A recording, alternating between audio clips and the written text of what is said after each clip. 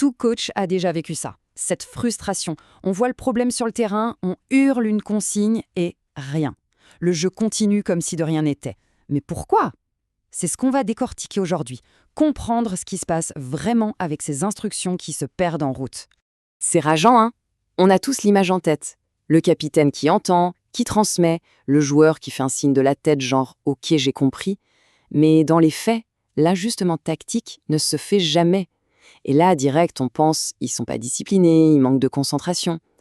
Mais et si on se trompait complètement de diagnostic? Et si le vrai problème était bien plus profond? Oui, la question est là. Parce que, en fait, le problème, ce ne sont pas les joueurs. Le vrai souci, c'est une faille dans le système de communication de l'équipe. Et ça, ce n'est pas une intuition, c'est ce que montre une analyse de plus de 800 matchs dans les 5 grands championnats européens. Ce décalage entre la consigne et l'action, non seulement on peut le mesurer, mais on peut même le prévoir. Alors, pour quantifier tout ça, les analystes ont un outil. Ça s'appelle le taux de mise en œuvre de la communication, le TCIR pour les intimes. Le concept est super simple, mais redoutablement efficace. On regarde toutes les consignes qui sont données et on compte combien sont vraiment appliquées sur le terrain. C'est tout. Et là, quand on regarde les chiffres, ça parle tout seul. Prenez une équipe comme Arsenal, ils sont à presque 100% de mise en œuvre. À côté, une équipe comme Fribourg tombe à 86%. On pourrait se dire, bon, 14%, c'est pas la mer à boire, mais c'est une énorme erreur. Imaginez sur 90 minutes. Ça veut dire que plusieurs consignes, parfois des consignes décisives, passent à la trappe à chaque mi-temps. L'impact sur le résultat final, il est juste colossal. Bon, alors comment est-ce que l'info circule sur un terrain? On a tendance à penser qu'il n'y a qu'une seule façon de faire. Mais en réalité, il y a 4 canaux de communication bien distincts. Et chacun a son propre rôle, sa propre utilité. Alors, ces 4 canaux, quels sont-ils? Premièrement, on a le canal classique, celui de l'entraîneur sur la touche. Ça, c'est pour les gros changements stratégiques. Deuxièmement, le relais via le capitaine. C'est déjà plus rapide, c'est pour des ajustements tactiques en cours de jeu. Le troisième, c'est la com directe entre les joueurs, sur le terrain. Là, on est dans le quasi-instantané. Et enfin, le quatrième canal, ce sont les signaux non-verbaux. Un simple geste de la main qui est lui complètement immédiat. Ce qui est vraiment fascinant, c'est que chaque canal a sa propre vitesse, sa propre fenêtre d'urgence. Un signe de la main, c'est instantané. Mais une consigne qui vient du banc, eh bien ça peut prendre jusqu'à 5 minutes pour être appliqué sur tout le terrain. Et attention, il y a un détail qui change tout. Dès qu'un joueur dépasse les 20 km/h, la communication verbale devient quasi impossible à comprendre. Le seul truc qui marche encore à cette vitesse, ce sont les gestes. Mais attention, la vitesse de communication, ce n'est qu'une partie du puzzle. Il y a un autre facteur absolument essentiel, c'est ce que le cerveau des joueurs peut encaisser. On appelle ça la charge cognitive.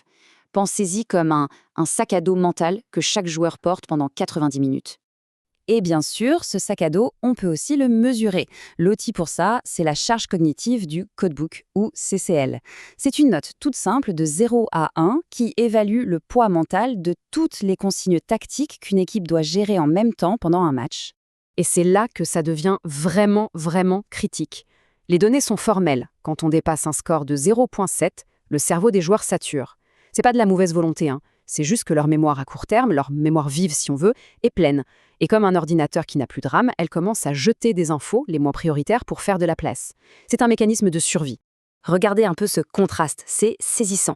D'un côté, on a le cerveau d'un joueur du Bayern ou du Barça, complètement surchargé, qui tourne avec une complexité tactique proche du maximum, à 1.0. Et de l'autre, on a un cerveau beaucoup plus léger, comme celui d'un joueur de Heidenheim ou de Lecce, où la charge est quasiment à 0. Pourquoi? Parce que leur plan de jeu est volontairement hyper simple pour s'assurer que tout soit exécuté à la perfection.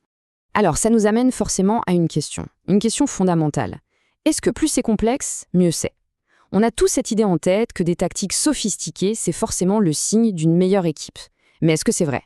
Eh bien, la réponse des données est sans appel. C'est non. Il n'y a absolument aucune corrélation entre une charge tactique élevée et le nombre de victoires. Rendre son plan de jeu plus complexe ne garantit absolument pas de gagner plus de matchs. C'est un mythe. Alors, si le problème n'est pas la discipline des joueurs, et si ce n'est pas non plus la complexité de la tactique, mais c'est quoi alors? Où est le vrai problème? Eh bien, le secret, la clé de tout, tient en un seul mot, l'alignement. Et voilà la grande découverte de cette analyse. Le succès, ça ne dépend pas d'avoir la tactique la plus intelligente ou le meilleur canal de communication. Non. Le succès, c'est une question d'alignement.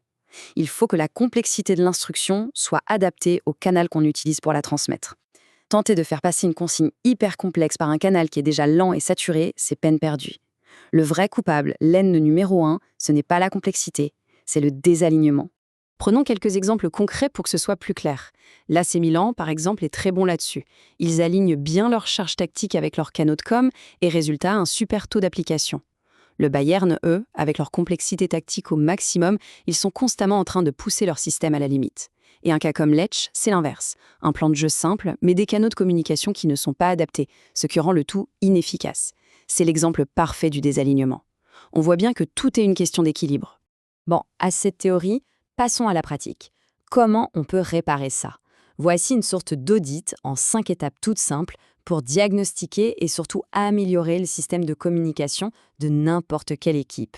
C'est un véritable plan d'action.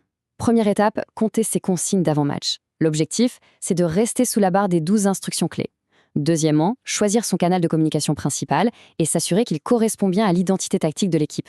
Troisième point, entraîner encore et encore les signaux non verbaux. C'est absolument vital sur les coups de pied arrêtés.